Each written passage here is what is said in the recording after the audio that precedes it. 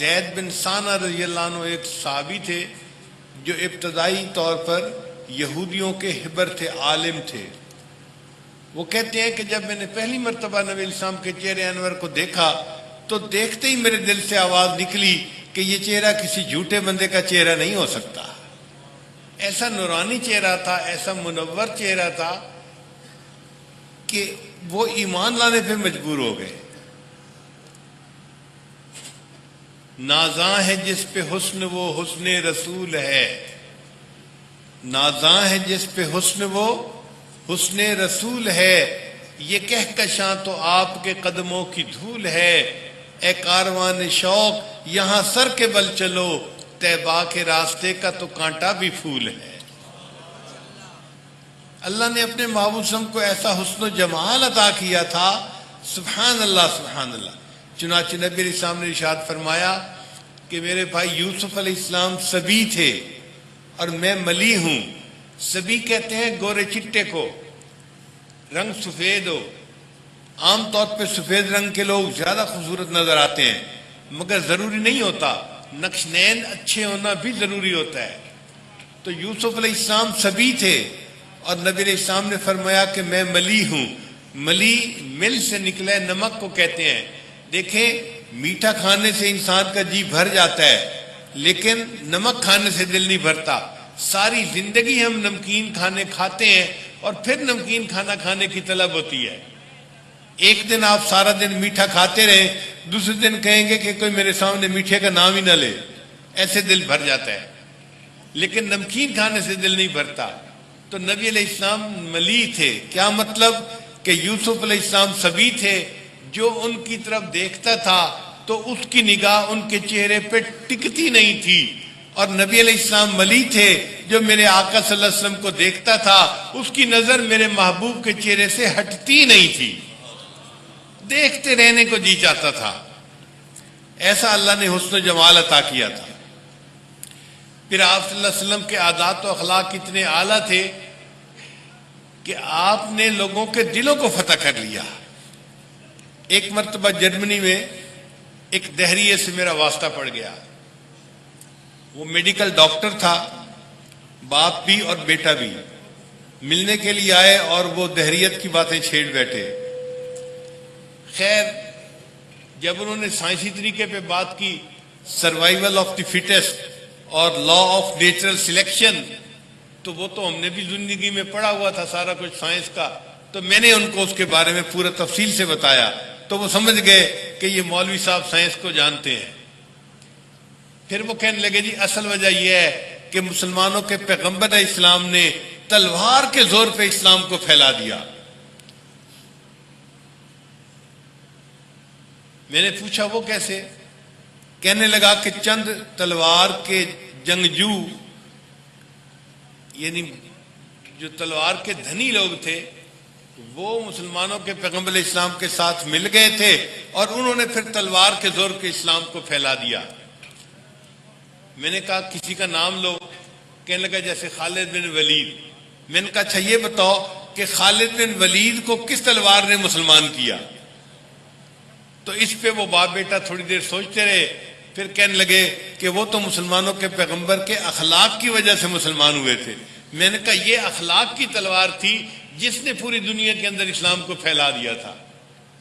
اور سیدہ صدیقہ عنہا فرماتی ہیں فتحت المدینہ بالاخلاق، نبی علیہ السلام نے اخلاق کے ذریعے مدینے کے لوگوں کے دلوں کو فتح کر لیا تھا۔ کتابوں میں واقعہ لکھا ہے، ایک عیسائیوں کا قافلہ چلتا چلتا مدینہ طیبہ کے قریب آیا اور اس نے پڑاؤ ڈالا۔ قافلے میں کوئی 400-500 آدمی تھے۔ نبی علیہ السلام جب احد کی طرف تشریف لے کے جا رہے تھے تو آپ نے راستے میں اس قافلے کو دیکھا۔ اب قافلے میں ایک آدمی کا اونٹ تھا جو نبی علیہ السلام کو پسند آ گیا۔ اللہ کے حبیب صلی اللہ علیہ وسلم نے اس آدمی سے کہا کہ کیا آپ اونٹ بیچنا چاہتے ہیں؟ اس نے کہا جی ہاں بیچنا چاہتا ہوں۔ چنانچہ قیمت طے پا گئی۔ نبی علیہ السلام نے اسے فرمایا کہ دیکھو میں تو ویسے ہی کسی کام کے لیے نکلا تھا، کوئی چیز خریدنے کے ارادے سے نہیں نکلا تھا، تو میرے پاس پیسے نہیں ہیں، اگر آپ مجھے اونٹ دے دیں تو تو میں لے جاتا ہوں اور میں جا کر تمہارے پیسے تمہیں ابھی بھجوا دوں گا۔ اس نے اعتماد کر لیا، چنانچہ نبی علیہ السلام اونٹ لے کر اپنے گھر تشریف لے آئے۔ بعد میں قافلے والوں نے آپس میں بات چیت کی، ایک مقامی آدمی اونٹ لے کے چلا گیا ہے، کوئی اس کا نام بھی نہیں جانتا، پتہ بھی نہیں جانتا، پتہ نہیں وہ آئے گا یا نہیں آئے گا۔ اب یہ بات قافلے کے سردار تک پہنچی تو اس نے تو ادھم مچا دیا، اس آدمی کو بہت ڈانٹا کہ تم نے کیوں اس کو اپنا جو ہے نا وہ اونٹ دے دیا جب تک وہ پہلے پیسے نہ پہنچاتا۔ لوگوں نے کہا کہ بھئی اتنا شور مچانے کی کیا ضرورت ہے؟ اس نے کہا کہ مجھے کوئی بندہ گارنٹی دے کہ وہ پیسہ پہنچائے گا، ضمانت دے، تب میں خاموش ہوں گا۔ اب کوئی ضمانت دینے والا نہیں تھا۔ جب کوئی ضمانت دینے والا نہیں تھا تو اس امیر قافلہ کے خیمے سے آواز آئی، اس کی بیوی نے کہا میں آپ سے بات کرنا چاہتی ہوں، خیمے کے اندر آئیں۔ وہ امیر قافلہ اپنے خیمے میں گیا تو بیوی نے کہا کیوں اتنا شور مچایا ہوا ہے، کیوں لوگوں کو تنگ کر رہے ہو؟ اس نے کہا ایک بندہ اونٹ لے کے چلا گیا ہے، ہمیں نہ نام کا پتہ نہ اس کے مکان کا پتہ، تو پتہ نہیں وہ آتا ہے یا نہیں آتا، ہمارے ساتھ تو چیٹنگ ہو گئی ہے۔ اس نے کہا اچھا میں گارنٹی دیتی ہوں کہ وہ بندہ آئے گا اور آپ کو آپ کے پیسے پہنچا دے گا۔ تو امیر بڑا حیران ہوا، اس نے کہا کہ تم عورت ذات ہو، تم کیسے گارنٹی دے رہی ہو؟ اس نے کہا دیکھو جب یہ سودا ہو رہا تھا نا تو مجھے خیمے میں آوازیں آئیں تو میں نے خیمے کے سوراخ میں سے باہر جھانکا تو میں نے ایک آدمی کا چہرہ دیکھا، وہ چہرہ کسی جھوٹے بندے کا ہو ہی نہیں سکتا، میں گواہی دیتی ہوں کہ وہ بندہ ضرور پیسے واپس پہنچائے گا۔ اب جب اس کی بیوی نے گواہی دی تو یہ شور شرابہ تو ختم ہو گیا۔ تھوڑی دیر ہوئی تو دو صحابہ وہاں پہنچے، ایک صحابی کے پاس کھجوروں کا بڑا تھال تھا اور دوسرے کے پاس پیسے تھے۔ وہ جو تھال لے کے آئے تھے کھجوروں کا، انہوں نے کہا کہ جی ہمارے نبی علیہ السلام آپ سے اونٹ لے کر گئے تھے اور انہوں نے فرمایا کہ یہ قافلہ ہمارے مہمانوں کا ہے، تم کھجوریں لے جاؤ اور ہماری طرف سے ان کی مہمان نوازی کرو۔ قافلے کے لوگ حیران، واقف نہیں، جانتے نہیں، کوئی رشتہ داری نہیں، کوئی تعلق نہیں، اور یہ اتنا اچھا انسان کہ اس نے ہمیں اتنی کھجوریں بھیج دی کہ جی بھوکے ہوں گے یہ کھجوریں کھا لیں۔ خیر ان کے دل نرم ہو گئے۔ پھر دوسرے صحابی کہنے لگے کہ میرے آقا صلی اللہ علیہ وسلم نے مجھے بھیجا ہے کہ میں نے سودا طے کیا تھا، اونٹ لے کر آ گیا ہوں، اب اس کو یہ پیسے پہنچا دو، تو یہ میں پیسے آپ کو پہنچانے کے لیے آیا ہوں۔ اب اس واقعے کو دیکھ کر جو امیر قافلہ تھا وہ کہنے لگا کہ میں بھی اس بندے کو دیکھنا چاہتا ہوں۔ چنانچہ پورے قافلے نے اپنے خیموں کو سمیٹا اور وہ 400 یا 500 بندے چلے، نبی علیہ السلام کی خدمت میں حاضر ہوئے اور سب عیسائیوں نے کلمہ پڑھا اور مسلمان ہو گئے۔ وَإِنَّكَ لَعَلَىٰ خُلُقٍ عَظِيمٍ، میرے محبوب آپ تو اخلاق کے عظیم مرتبے کے اوپر فائز ہیں۔ تو اللہ نے اپنے حبیب صلی اللہ علیہ وسلم کو ایسے اخلاق عظیمہ عطا فرمائے تھے۔ پھر اللہ تعالیٰ قرآن مجید میں فرماتے ہیں کہ لَقَدْ كَانَ لَكُمْ فِي رَسُولِ اللَّهِ أُسْوَةٌ حَسَنَةٌ، تمہارے لیے رسول اللہ علیہ وسلم کی زندگی میں بہترین نمونہ ہے۔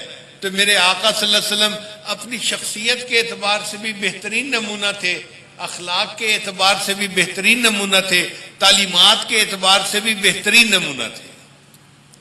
ایسا کامل نمونہ دنیا میں کوئی اور ہو ہی نہیں سکتا۔ ایک بات پہ ذرا غور کیجئے گا کہ دنیا میں بڑی بڑی ہستیاں آئیں، لیکن جب لوگ فوت ہوئے تو کہنے والوں نے کہا وہ اور بھی بہت کچھ کرنا چاہتا تھا مگر زندگی نے وفا نہ کی اور وہ نہ کر سکا۔ آئنسٹائن ماضی قریب میں ایک بڑا سائنسدان گزرا ہے، اس نے تھیوری آف ریلیٹیوٹی کو پیش کیا۔ یہ تھیوری آف ریلیٹیوٹی کے نظریہ نے دنیا میں انقلاب پیدا کر دیا۔ آج جو ایٹامک بجلی بن رہی ہے نا، یہ سب اسی کے نظریے کی وجہ سے بن رہی ہے۔ جیسے دین کی دنیا میں کسی پیغمبر کا احترام کیا جاتا ہے، سائنس کی دنیا میں آئنسٹائن کا اس طرح احترام کیا جاتا ہے۔ اتنی اچھی اس نے تھیوری پیش کی اور اس کے مرنے کے بعد بھی لوگوں نے کہا کہ جی اگر وہ زندہ رہتا تو وہ اور ریسرچ کرتا اور بھی اچھے نظریے پیش کرتا، یعنی اس کی کام جو تھا وہ مکمل نہ ہو سکا، ادھورا تھا۔ دنیا میں بڑے بڑے جرنیل آئے، ایک بادشاہ تھا، اس کا نام تھا تیمور، امیر تیمور، اسے فاتح جہاں کہتے ہیں، اس نے دنیا کو فتح کیا تھا۔ اس کے مرنے کے بعد بھی لوگوں نے کتابوں میں لکھا اگر اس کی زندگی وفا کرتی تو وہ اور بھی دنیا کو فتح کرتا، یعنی اس کی زندگی بھی نامکمل تھی۔ مولانا روم رحمت اللہ علیہ نے مثنوی مولانا روم لکھی، کتنا اعلیٰ کلام تھا، کتنا اچھا کام کیا، مگر ان کی وفات کے بعد بھی لوگوں نے کہا کہ اگر وہ اور زندہ رہتے تو مزید کام کرتے، زندگی نے وفا نہ کی، یعنی ان کا کام بھی ادھورا۔ تو شاعروں کو دیکھو، جرنیلوں کو دیکھو، بادشاہوں کو دیکھو، بڑے بڑے اولیاء کو دیکھو، سب نے بڑے اچھے کام کیے، مگر کہنے والوں نے کہا کہ جی جو وہ چاہتے تھے وہ پورا نہ کر سکے، اس سے پہلے ان کو دنیا سے جانا پڑ گیا۔ صرف ایک ایسی مثال تاریخ انسانیت میں موجود ہے، اور وہ ہمارے آقا حضرت محمد مصطفیٰ احمد مجتبیٰ صلی اللہ علیہ وسلم کی ہے، کہ جنہوں نے اپنی زندگی میں جیتے جاگتے 1,25,000 صحابہ کی موجودگی میں یہ ارشاد فرمایا، لوگوں جو مقصد میں دنیا میں لے کر آیا تھا بتاؤ کیا میں نے وہ پورا کر دیا؟ صحابہ نے جواب دیا ادیت الامانہ، محبوب آپ نے امانت کو پہنچا دیا اور امت کو نصیحت کر دی۔ تو 1,25,000 صحابہ نے تصدیق کی۔ جب سب نے تصدیق کی تو نبی علیہ السلام نے انگلی کا اشارہ آسمان کی طرف کر کے کہا اے اللہ اس بات پر گواہ رہنا جو مقصد میں دنیا میں لے کے آیا تھا میں اس مقصد کو پورا کر کے جا رہا ہوں۔ تو کائنات کی تاریخ میں اگر کوئی کامل زندگی ہے تو ہمارے آقا حضرت محمد صلی اللہ علیہ وسلم کی زندگی ہے۔ میرے دوستو، ہم کسی نامکمل زندگی والے کی کیا اقتدا کریں؟ ہم اس کی پیروی کریں جو کامل زندگی والے۔ یہ دنیا کے جتنے رول ماڈل بنے پھرتے ہیں یہ سب ادھوری زندگی والے لوگ ہیں۔ جو چلے گئے وہ بھی ادھوری زندگی والے، جو موجود ہیں یہ بھی ادھوری زندگی والے۔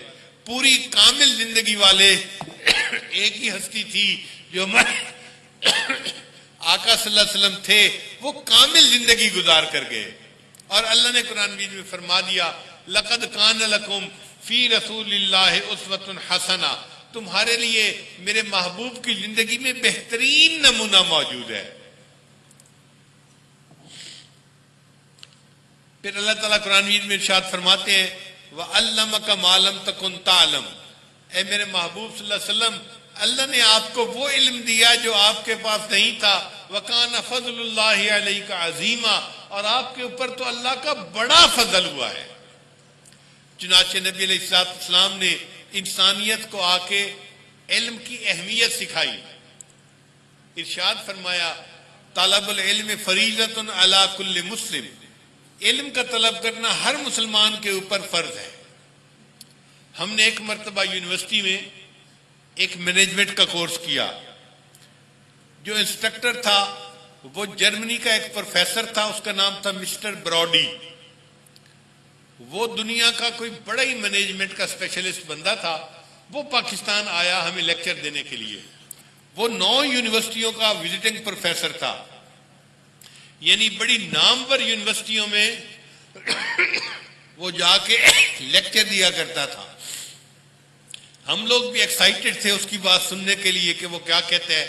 وہ آیا اور آ کر کہنے لگا کہ جی پہلے زمانے میں لوگ یہ سمجھتے تھے کہ اسکولوں میں، کالجوں میں، یونیورسٹیوں میں پڑھا جاتا ہے،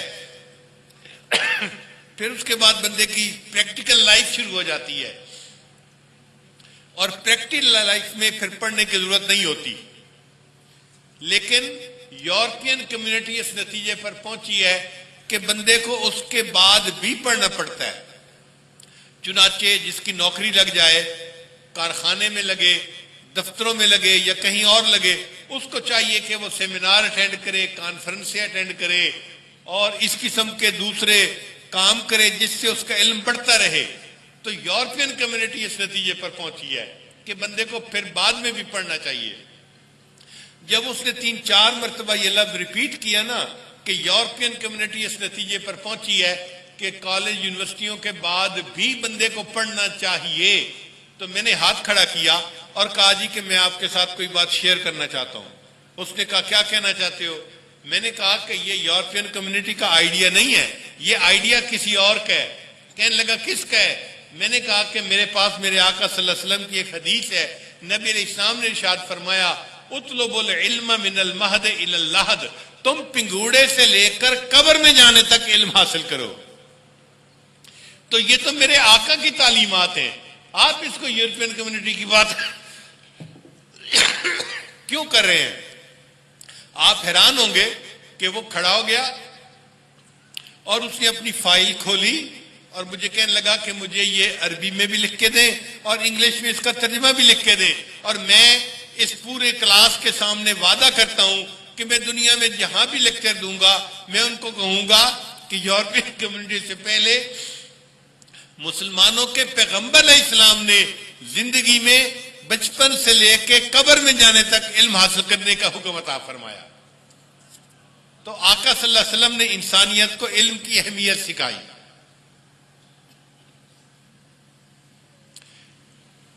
کوئی 20 سال پہ 25 سال پہلے کی بات ہے، یو کے کا ایک انگریز تھا، اس کا نام تھا مائیکل ہارٹ۔ اس نے کتاب لکھی، اس کا ٹاپک تھا a ranking of the most influential personalities of history, کہ تاریخ میں جتنی متاثر کن شخصیتیں گزری ہیں ان 100 شخصیتوں کا اس نے اپنی کتاب میں تذکرہ کیا۔ بڑا چرچا ہوا کتاب کا، میں نے بھی وہ کتاب خریدی کہ بھئی میں بھی پڑھوں۔ تو میں نے دیکھا کہ 100 شخصیتوں میں اس نے سب سے پہلے ہمارے آقا صلی اللہ علیہ وسلم کا نام نامی اس میں گرامی لکھا ہوا تھا۔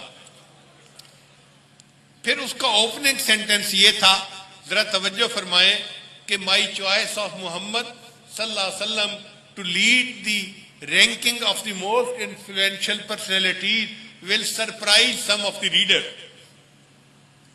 وہ کہتا ہے کہ میں نے جو یہ چنا ہے نا کہ مسلمانوں کے پیغمبر سب سے پہلے نمبر پہ ان کا تذکرہ کروں، اس سے کتاب پڑھنے والے بڑے حیران ہو جائیں گے، لیکن میرے پاس دلیل یہ ہے کہ دنیا میں بڑی شخصیتیں آئیں، انہوں نے بڑے کام کیے، مگر یہ وہ شخصیتیں تھیں جنہوں نے اپنے وقت کے بہترین سکولوں میں، کالجوں میں اور یونیورسٹیوں میں تعلیم پائی، اور اس کے بعد اپنے وقت کے وہ بڑے شخص بنے، بڑی جرنیل بنے، بڑے رائٹر بنے، بڑے مقرر بنے، بڑے واعظ بنے۔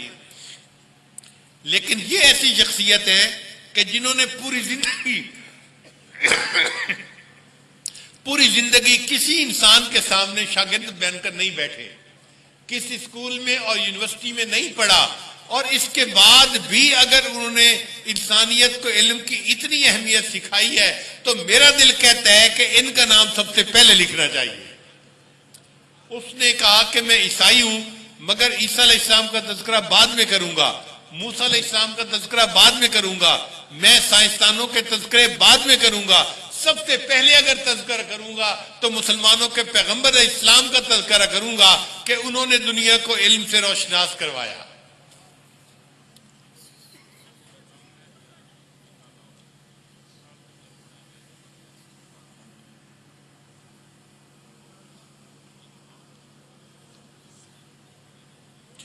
اللہ تعالیٰ قرآن مجید میں اپنے حبیب صلی اللہ علیہ وسلم کے بارے میں فرماتے ہیں وَرَفَعْنَا لَكَ ذِكْرَكَ، اے میرے محبوب صلی اللہ علیہ وسلم ہم نے آپ کے ذکر کو بلند فرمایا، ہم نے آپ کے ذکر کو اونچا کیا، بلند کیا۔ سبحان اللہ، میرے آقا صلی اللہ علیہ وسلم کی تعریفیں صرف مسلمانوں نے نہیں کی، ہندوؤں نے بھی کی، سکھوں نے بھی کی، انگریزوں نے بھی کی، اپنوں نے بھی کی، پرایوں نے بھی کی، جو دشمن ہیں دینی اعتبار سے انہوں نے بھی تعریفیں کیے بغیر رہ نہ سکے، اس لیے کہ میرے آقا کے ذکر کو اللہ نے بلند فرمایا تھا۔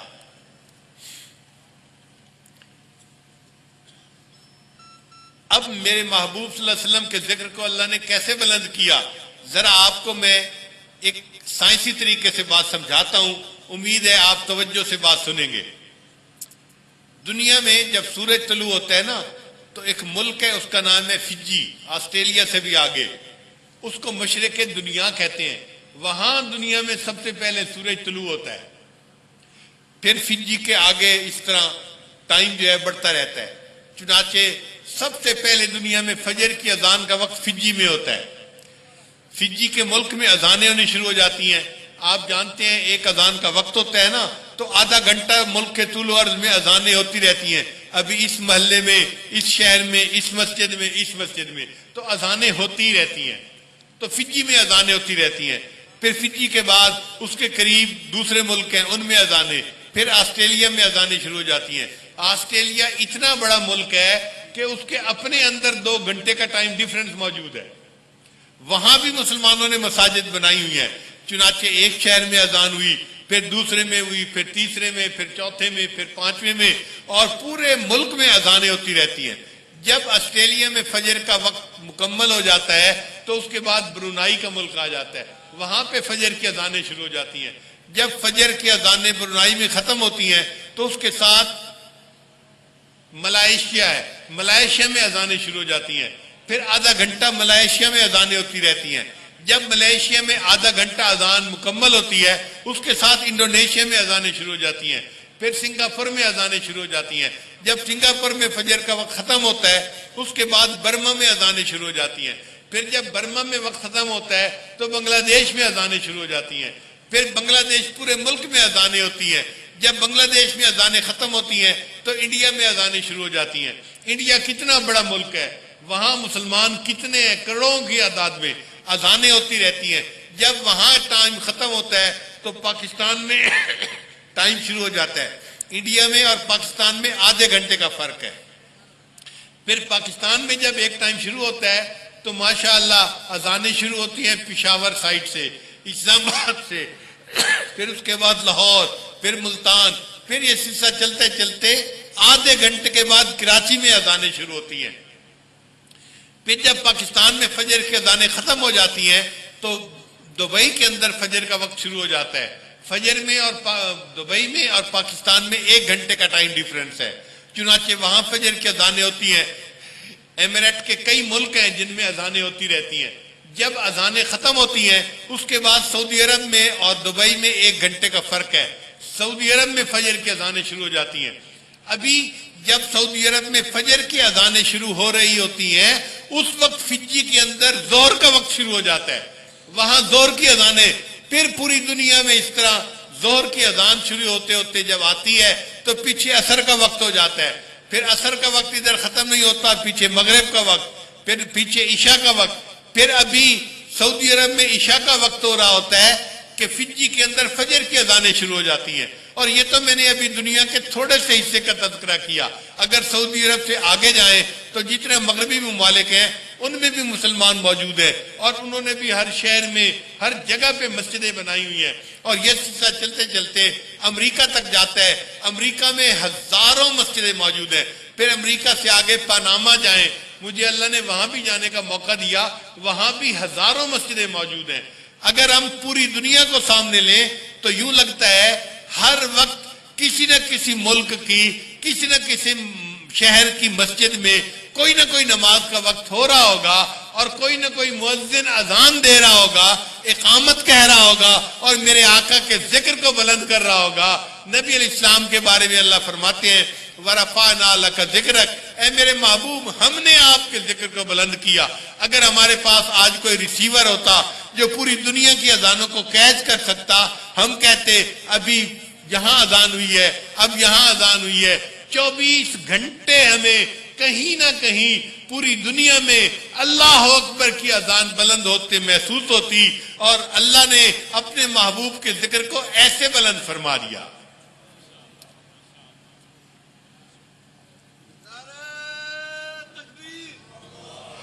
پھر اللہ تعالیٰ ارشاد فرماتے ہیں وَلَلْآخِرَةُ خَيْرٌ لَكَ مِنَ الْأُولَى, اے میرے محبوب صلی اللہ علیہ وسلم آپ کا آنے والا وقت آپ کے گزرے ہوئے وقت سے زیادہ اعلیٰ. ہم نے دنیا میں لوگوں کو دیکھا ہے ان پہ عروج آتا ہے مگر کچھ وقت کے لیے, پھر اس کے بعد ان کا زوال شروع ہو جاتا ہے. خود انسان کی اپنی زندگی میں عروج اور زوال ہے. بچہ ہوتا ہے عروج آتا ہے, جوان ہو جاتا ہے, پھر بڑھاپا آتا ہے, زوال ہو جاتا ہے. اسی طرح بادشاہوں کی زندگی, اسی طرح دنیا کے اولیاء کی زندگی, سب کی زندگی میں عروج اور زوال ہے. لیکن ایک میرے آقا صلی اللہ علیہ وسلم کی ایسی ہستی جن کے بارے میں اللہ فرماتے ہیں اے میرے محبوب صلی اللہ علیہ وسلم वलल आखिरतु खैरुल लक मिनल ऊला, आपका आने वाला वक्त आपके गुजरे हुए वक्त से ज्यादा आला होगा।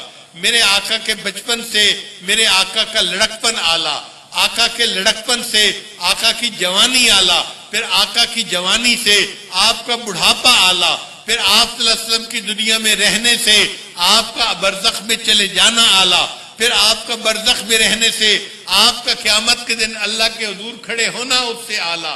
अल्लाह आपको मकाम महमूद अता फरमाएंगे और आप वहां पर सारी इंसानियत की शफाअत फरमाएंगे। फिर आका सल्लल्लाहु अलैहि वसल्लम के क़यामत के दिन खड़े होने से आप सल्लल्लाहु अलैहि वसल्लम का जन्नत में चले जाना उससे भी ज्यादा आला। चुनाचे मेरे आका की सल्लल्लाहु अलैहि वसल्लम की जिंदगी में उरूज ही उरूज है, जवाल का नामो निशान ही नहीं है। इसलिए सईदा सिद्दीक़ा लाना फरमाती थी, लना शम्सुम वलिल आफाक शम्सु, ए आसमान एक तेरा भी सूरज है और एक मेरा भी सूरज है, लेकिन तेरा सूरज ईशा के बाद तलू होता है और तेरा सूरज तो फजर के बाद तलू होता है और मेरा सूरज तो ईशा के बाद तलू होता है। क्योंकि नबी अलैहिस्सलाम ईशा के बाद अपने घर तशरीफ लाया करते थे। मेरा सूरज ईशा के बाद तलू होता है। फिर आगे फरमाती है, ए आसमान के सूरज, तेरे में और मेरे सूरज में एक फर्क है कि तुझे उरूज तो मिलता है मगर तेरी जिंदगी में जवाल भी है। तू जोहर के बाद जवाल पजीर होता है, बिल आखिर गुरूब हो जाता है, लेकिन जो मेरा सूरज है वो ऐसा सूरज है, अल्लाह ने उसको तुलू फरमाया और उरूज अता फरमाया और उसकी जिंदगी में कभी जवाल है ही नहीं। वलल आखिरतु खैरुल लक मिनल ऊला, ऐ मेरे महबूब सल्लल्लाहु अलैहि वसल्लम, आपका आने वाला वक्त आपके गुजरे वक्त से ज्यादा आला होगा।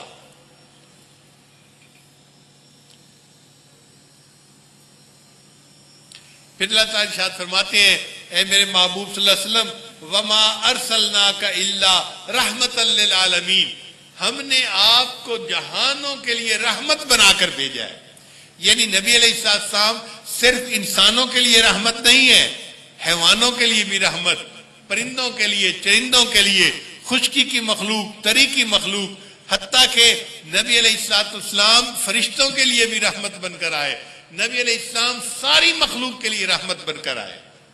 अल्लाह ने आप सल्लल्लाहु अलैहि वसल्लम को सारे जहानों के लिए रहमत बनाकर भेजा। आप गौर कीजिए, आका सल्लल्लाहु अलैहि वसल्लम माँ बाप के लिए रहमत बनकर आए।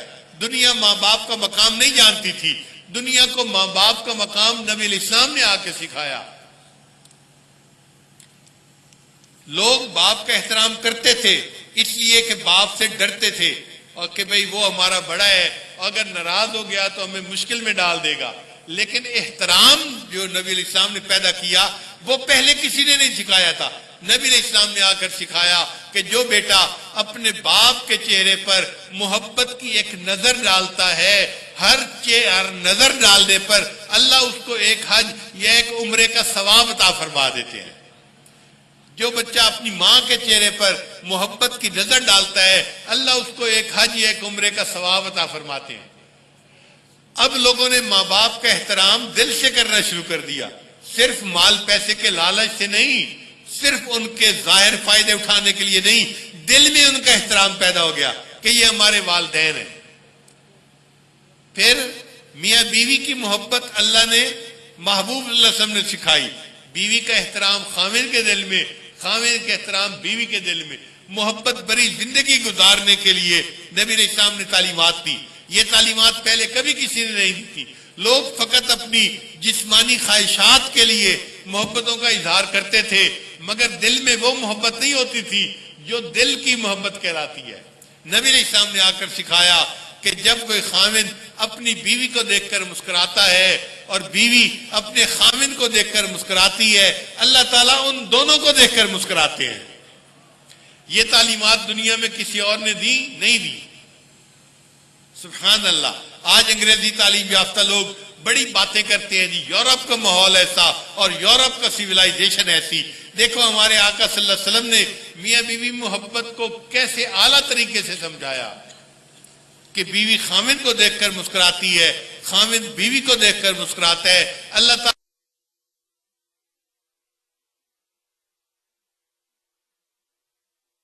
मेरे सामने फरमाया, रीहुल वलद में रीहुल जन्ना, کہ جب باپ اپنے بیٹے کو بوسہ دیتا ہے تو اس کی جو خوشبو اس کو محسوس ہوتی ہے، مہک محسوس ہوتی ہے، وہ مہک تو جنت کی خوشبوؤں میں سے ہے۔ اب باپ بیٹے سے محبت جو کرے گا تو وہ کسی اور انداز سے کرے گا، تو بیٹے کے لیے رحمت بن کر آئے، بیٹی کے لیے رحمت بن کر آئے، بیوی کے لیے، خامد کے لیے، ماں کے لیے، باپ کے لیے، پڑوسی کے لیے رحمت بن کر آئے، نبی علیہ السلام پوری انسانیت کے لیے رحمت بن کر آئے۔